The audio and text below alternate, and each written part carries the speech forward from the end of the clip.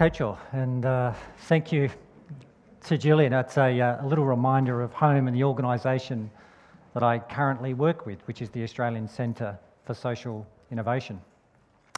But today I'm going to talk to you mostly about a job that I used to have just a little over 12 months ago, and that job was to be the Deputy Chief of Staff to the Premier of South Australia, who was effectively the counterpart to President Alano, who spoke yesterday morning. And one of the things I think I want to say right from the outset is that whether you're President Alano or Javier or Imanol, it's really important to appreciate that attempting to create new forms of governance or better democracy is not an exercise for the faint-hearted. It is very unlikely that when you begin to talk about these things, particularly in the era of distrust that we have been talking about over the last 2 days, that there will not be universal welcome or universal belief or large applause. Let me explain. I really do believe, and I guess what's important to note, that somewhere along that journey, the most important thing you're going to have is just the integrity of your own belief in what better governance, better democracy can actually deliver. Let me explain that. I believe in the potential for better democracy to improve people's lives, and that's why the 13th of August 2015 was one of the highlights of my career. That evening at Parliament House in South Australia, the Premier of my state launched this document. It's called Reforming Democracy, and in it has 22 initiatives aimed at improving the way the South Australian government engages with its everyday citizens. And it was launched to 150 civil society leaders who gave it thunderous applause, and it was one of the highlights of my career, a moment I was very, very proud of, because it was a culmination of several years of work, countless briefings, budgets, meetings, pilot projects, finally culminated in this policy statement of intent about what we would do to try and bring citizens into the government decision-making process more. So it was a great day for me, a great evening for me. 10 hours later, though, it was one of the lowest points of my career. And the daily newspaper had mercilessly lampooned this document. They called it a muddled manifesto. They called it, they had cartoons of the Premier dressed up in a toga and a laurel wreath, handing out copies of this document to people sitting in the gutter saying, all I wanted was a job, yet this document was promising a festival of innovation and democracy. Fast forward 2 years, and one of the initiatives in this document has won a United Nations Award for Public Sector Excellence. Another one has just had 40 million Australian dollars invested in it. And far from lampooning the Festival of Innovation and Democracy, which is now known as Open State, the media outlets are coming forward to partner with that event. So there's been a significant change just in 2 years. But without that real passion and belief in the beginning, it would have been very, very easy to give up after that first media reaction. So I just want to ask everyone to have a little bit of sympathy for our politicians, because it is very, very hard to sustain a program like that in the face of that kind of opposition. So it's going to be very important, that integrity of belief. It will sustain you during those hard times. It'll actually keep you accountable to yourself about when you fail and what you need to learn. And also, importantly, and I hope you'll see this towards the end of my presentation, that it'll actually attract people to you who can help you implement your plans and deliver the outcomes that you're seeking to make. So with that in mind, there are 3 things that I really wanted to share with you today. And the first thing is really just to say, how did we start out? Where did we begin? What did we do? And the second one is to say, how do we scale that into something that resembles Era Kozuna Araikes, so you can compare and contrast? And finally, just to leave you with some reflections about the work that I've been involved with, so you can take that into consideration when you're making your own plans. Before I do that, a little bit of context about my state of South Australia. It's the red state here on this map of Australia, right in the middle. The capital, Adelaide, sits here, just on the Gulf of St. Vincent. The area of the state is about 2 times the whole area of Spain, yet it only has 3 or 4% of the population of Spain. So it has 7 million people. 1.3 million of those people live in the capital city. So lots of this, essentially desert, or we tell the tourists it's called the outback. So you'll come there and have holidays. The economy is about $100 billion in terms of nominal GDP. It's always regarded as one of the most livable cities in the world, and recently The Economist magazine voted Adelaide the 5th most livable city in the world. We are particularly famous for our red wine, and it has a very progressive democratic history. The state was the only Australian state that was not settled by British convicts. It was actually established as a model in 1836 of the ideal English society, and had very progressive reforms in democracy, as I said. In the 1850s, it allowed all males in the colony the right to vote, and something unthinkable for its time, it allowed Aboriginal males to vote. This is the 1850s. It's the first place in the world where women could stand for Parliament, and the second place in the world, New Zealand beat us by just a few months, where women could vote. And some visitors to the state today still remark that there's a certain civility about the way people talk and act, and a certain politeness in South Australia that you don't find elsewhere in Australia. So this strong democratic history was part of the reason and part of the inspiration for our reforming democracy agenda. We wanted to think, what could we do to add to this history that we're very proud of? But we also had some very, very practical reasons for it.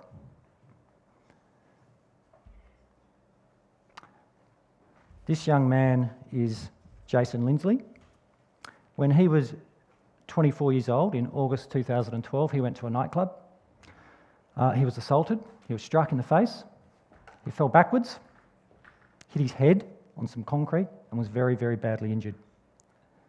This is what he said to the court when his case went to court. When I woke up in hospital, I was in intense pain, and when I scratched my head, half of it was missing. I was in a coma for 2 weeks. I couldn't talk or write. I struggled to sleep and felt very alone at night. I lost my independence. I miss smelling the fresh salty sea air when I am at the beach. I hate not being able to think clearly. I've had to learn to walk, talk, write, and read again. And you can imagine, in this case, the public reaction that arises instantly. Anger. How could this happen? We're one of the most livable places in the world. We're very, very safe. We're a great place to raise a family. This can't go on. We can't have this. We need much tougher security measures in our nightclubs. We need more laws to stop this kind of behaviour. And when that first reaction comes out, you can imagine the next reaction. The responsible nightclub owner who says, there's nothing ever goes wrong in my nightclub. I look after it well. I serve my alcohol responsibly. And then you can imagine the young people. They start to say, well, hang on, I don't want to stay in this state if I can't go out and have fun. I'm not going to hit anyone, but I don't want to have to walk through security screens and past police guards just to have a good time with my friends. And what you get very, very quickly is a noisy, shouty public debate that doesn't resolve the problem, leaves it stuck. And the Premier and I had observed this. We had observed that media and politics was only amplifying this situation and not making it better. And we wanted to find a way where we could change politics and policy making to better solve these kinds of problems, to be something that was better than yes or no, or either or. And we had some theories. We had a theory of public judgment, which sort of moved people through a series of stages of thinking about issues that we tried to apply in a very theoretical way. We had the theory of public value, which some friends at the Harvard Kennedy School shared with us and was very, very useful for us. But the very first practical tool that we turned to was citizens' juries. And I don't know if you know much about citizens' juries, so I'll just give you some of the key characteristics which are listed here. Essentially, they are processes where we randomly selected 40 everyday citizens from the population, matched them to the demographic profile of the state. They were independently recruited independently facilitated over a 3-month period where they would meet 5 times, be given one of these very, very difficult policy dilemma type questions and asked to resolve it with the assistance of experts of their choosing.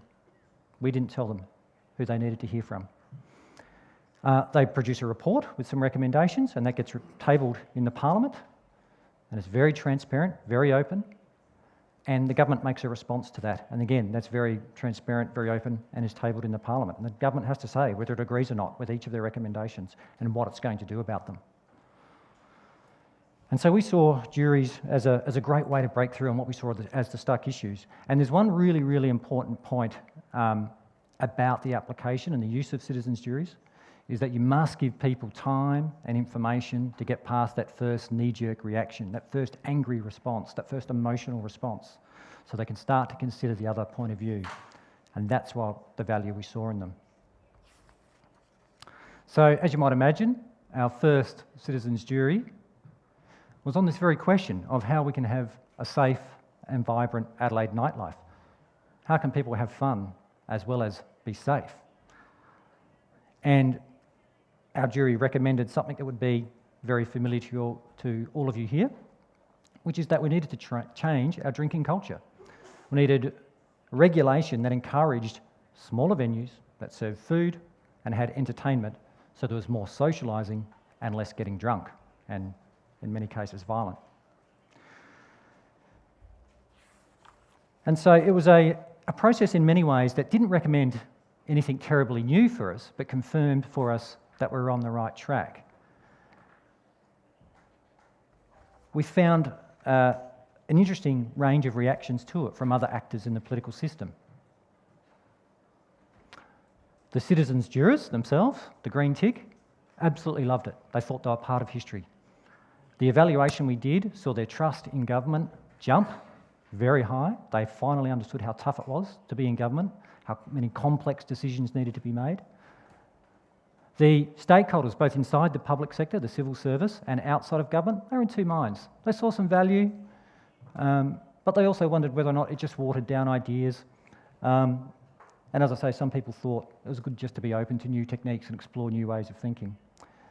The general public, though, were largely unaware, and so despite our efforts to encourage people to follow this process and engage in this process by at least observing it being played out. The two most negative actors from the political system were really the media, who saw it as a way of government contracting out its business, that government was meant to be elected to make decisions and have the answers. And who were these people coming together? And the other political actors in the system, the other political parties who saw it as Javier was talking about this morning, as perhaps just marketing a way to be re-elected. So that was sort of the first reaction. But nevertheless, we were encouraged enough, and we held a second citizens' jury, this time on the topic of how we keep motorists and cyclists safe on our roads. And we were very interested in this issue for two reasons. One was that obviously people were being killed in some cases, in other cases seriously injured, but also because we have a major tourist event, the Tour Down Under, which is a bit like the Tour of France or the Tour of Spain, that is actually a really important part of our economy. And this jury ultimately led to two changes in the law, some allocation of funding for cycling infrastructure to make things safer, an education campaign to accompany the law changes, and a range of other things. But the main point I want to make about it is the process was much better and the outcome was much more successful for two main reasons. We had much better media and stakeholder engagement.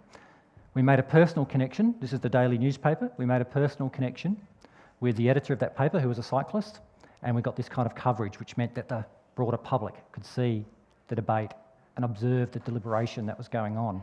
And that helped us get past the first knee-jerk reactions about things. And the second one was to engage stakeholders the other thing we did with the media was actually to embed a journalist in the process, so they were part of all the jury meetings, and they could see exactly what went on, and they could actually understand the process, how it wasn't a manipulation of citizens. And the second thing we did was bring all the stakeholders together in a reference group so that they could recommend information and expert testimony that the jury should hear from, so that the recommendations that the jury then ultimately made were building on what was already known or resolving problems that we're already finding. And it had a really interesting effect on how the stakeholders reacted as well. This is the motoring organisation, the RAA, and they didn't agree with all of the recommendations of the citizens' jurors, and they wanted the government to change their mind initially. But when they went through the process and observed some of the jurors interacting, and they spoke to some of the jurors, they decided that, no, we'll accept that, and what we'll do now is we'll just focus on the implementation of these things. And so the debate was much more civil. We didn't have angry, shouting voices. So that's how we started. Then we decided that, we wanted to scale this up. And let's fast forward to just a couple of months ago, in July, when I was thinking and researching about this region and trying to understand the context for Erekazuna Areikes. And I found a couple of really remarkable resemblances. One was the commentary of our leaders. So you have President Alano and Premier Weatherall from my state. Premier Weatherall saying too many people feel locked out of government decision making, this must change. And you see President Alano saying society is demanding a transformation in politics, it has to involve more than just pretty words. And you find an economic agenda in both states, both regions, that is very, very similar. A focus on advanced manufacturing, a focus on health and biosciences, a focus on culture and tourism and creative industries and innovation. And that was how we grew the Reforming Democracy agenda, by was explicitly linking it to this economic transformation agenda. And the fundamental linking idea was just a simple concept of openness. That always being able to look at things from another perspective, being open to new ideas, to new people, to new business opportunities, meant that we could see opportunity where before we might only have seen risk. And we made a real point in Reforming Democracy of broadening out the toolkit. We just had citizens' juries initially to begin with, and some online engagement tools, I must say. But we really focused on three buckets, if you like, where we tried to build out the tools. One was deciding together, designing together, and delivering together. I'm going to give you a whirlwind tour of some of the initiatives in that space so you can get a sense of what we did. The first thing we did was added in a much greater focus on participatory or open budgeting. And I don't expect you to read all of this information, but this is a bit of a timeline of our programs in that space. And the idea is that basically we go from smaller amounts of money, very simple processes, down to very sophisticated processes, lots of investment, including on the 6th of August when we launched this one, Fund My Neighbourhood, which I mentioned earlier, which has a $40 million investment in it. We think that's one of the largest participatory budgeting exercises in the world. The process, if you're not familiar with it, essentially runs like this. I should say all of our processes are done online. It's not face-to-face or paper-based at all. It's all done through the internet, a purpose-built platform. The ideas are submitted, they're screened for basic eligibility, the public votes, there's a due diligence done on the top voted proposals, and funding is distributed. Very, very simple. The really interesting thing we found when we analysed one of the programs, the one that's gone on to win the United Nations Award, was that the wisdom of crowds, if you know this book, held up. It's not just a concept for us. So you might know that in this book, it opens with an anecdote about Sir Francis Galton, an English mathematician, who observed at a country fair that the guesses of all of the different people who went to that country fair in a competition to guess the weight of an ox were more accurate when added up and averaged out than the guess of any one person who made a guess, including the expert butchers. And so it was with the Fund My Community participatory budgeting program for us, which funding was normally allocated by an expert panel. This is a fund for allocating money to disadvantaged areas in the community. And when we gave this to the crowd to vote on, they were able to allocate the money more accurately to areas of disadvantage than the expert panel was. A fascinating insight to arrive at. So it's not just theory, it can actually work in practice too. We also decided that, yes, we'd done some citizens' juries on some issues, but we wanted to take it to the very biggest economic issues for our state. And a really, really big issue for us was the question of whether or not we should establish a high-level nuclear waste facility in our state. We produce we mine uranium, which is the origin of much of the nuclear waste in the world, and so there was an ethical question for us as well, and this as a big economic question about what benefit might we obtain from that. The process looks something like this, where you have a very traditional jury in the first instance, send out 25,000 invites, eventually form a jury of about 50 people. They make some recommendations about what are the issues, what are the questions that need to be discussed, and they recommended things like trust and governance and safety and really being sure about the economic benefits that might flow. Then to take that through a big statewide community consultation process so that everybody in the state had an opportunity to contribute their viewpoint. And then to bring that back to another jury. This time we think it was the largest citizens' jury in the world. Ultimately, it wasn't 350 people, it was 328, to deliberate on the final question of whether or not we should pursue this proposal any further. And this process has attracted a lot of attention globally, and we've had a lot of commentary and interest in it, a lot of commentary about it and interest in it, mostly because people don't know, did it work or not? It's possibly regarded as a failure. The result was that 2 out of the 3 people that were part of this final deliberative jury said we don't want to proceed under any circumstances. 1/3 did. 1 said we should keep having the conversation. Was it a failure? Well, let's just unpack it a little bit. Let's look at some of the features of this process. For me, the fact of the vote is a really interesting thing. The fact that people in this jury decided to vote. In previous juries, they didn't vote. If there was disagreement, they worked out a way in which they would agree to disagree, and that disagreement would be dealt with through one of their recommendations that would describe a further process or a further way in which discussion might continue until that question could be resolved. So I think that's a really interesting thing for me, and suggests to me that the deliberation process here needed more time, that it was a truncated process. There's also the breadth of the issues sort of captured in this thought bubble.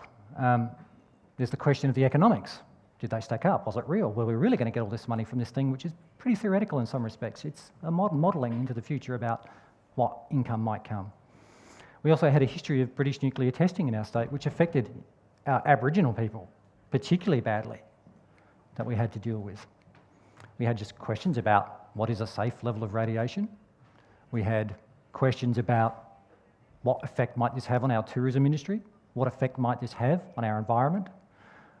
And there was just lots and lots of scientific information that was very, very hard to consume. And the jury size itself, 8 times bigger, that final deliberation jury, than any jury we'd done before. I think it does raise a question about whether the deliberation that gets past the knee-jerk reaction and generates a new kind of deep thinking and mutual accountability can happen at that scale. Maybe it just needs more time, to be honest, I don't know. And the time. The other thing I've observed about this process is the time. The project squeezed into about 5 weeks what we normally gave juries 3 months, and we're doing this with a really big question and a really big jury. So I think there are reasons why, in an isolated sense, it failed. All suggests to me too much, too fast, too soon.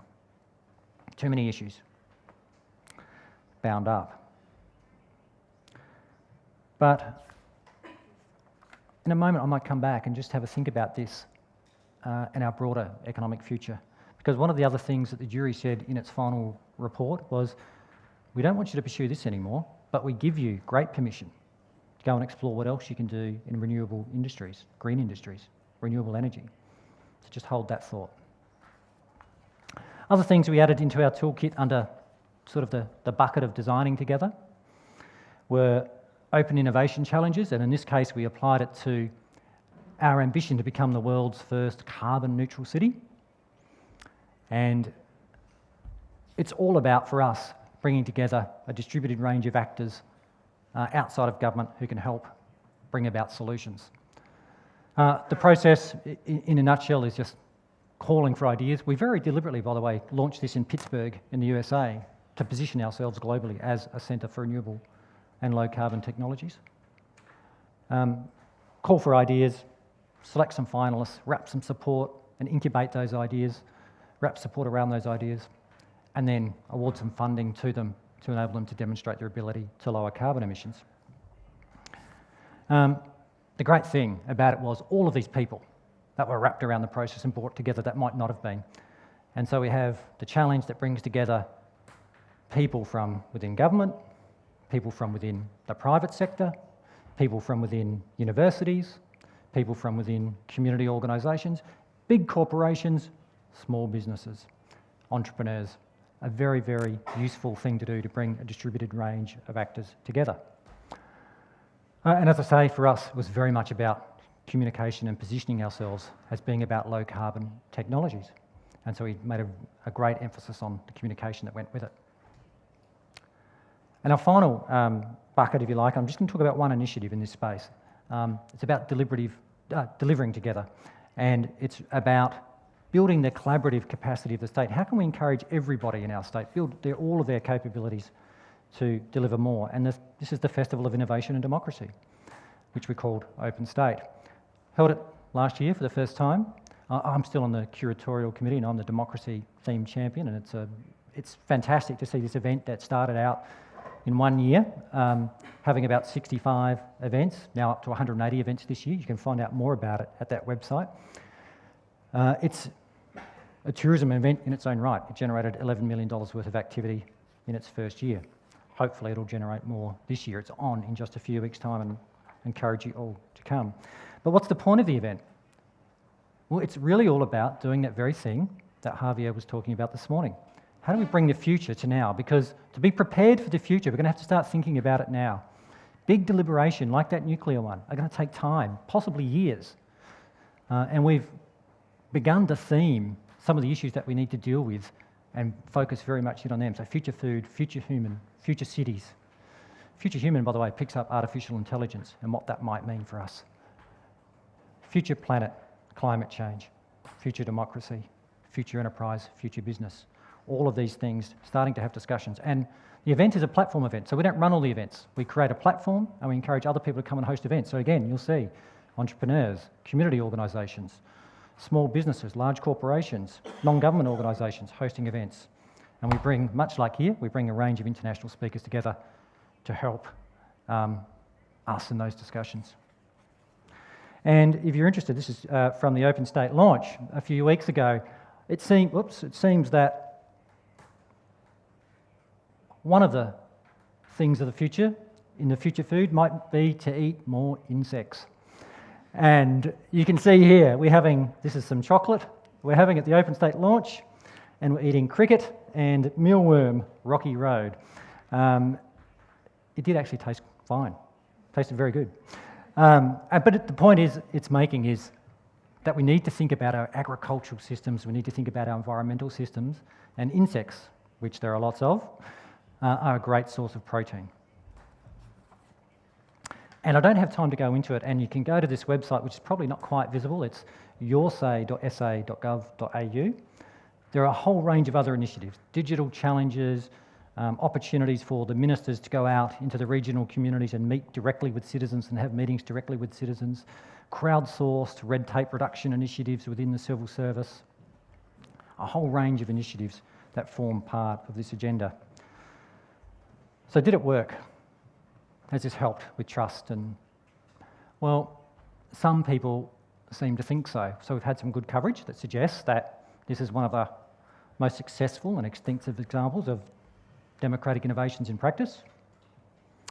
As I say, we've won the United Nations Award for one of our participatory budgeting programs. But you might say, well, that's all good. Democracy, and it's nice, and we're talking to people, but did it drive any prosperity? Did anything come? And it's really hard to say that, isn't it? It's only 2 years, right? And there's no direct cause and effect. You can't draw a direct line between necessarily democracy and a more prosperous future. But I think the signs are promising. When you have big ideas, big ambitions, when you are prepared to take some risks, and you're open to new perspectives and new ideas, it attracts people who are the same. Now, Elon Musk has decided that he will build the world's biggest renewable energy storage battery in South Australia. It will be 3 times the size of any other battery that currently exists in the world. It's grid-scale storage. And that's really important for our state because we have about 47% renewable energy. So I think that's one example, and there are others that I won't go into today, that show that if you have big ideas, other people will come and invest in your state, and it can lead to prosperity. I just want to leave you with a closing thought. It's my second to last slide. I remember back in June 2013, when we were about to launch our first citizens jury, talking to a colleague, and he said, "This is crazy, Matt. What are you doing? We don't even know who's going to be on this jury. What are they going to recommend? They don't know anything about this issue. What's going to happen?"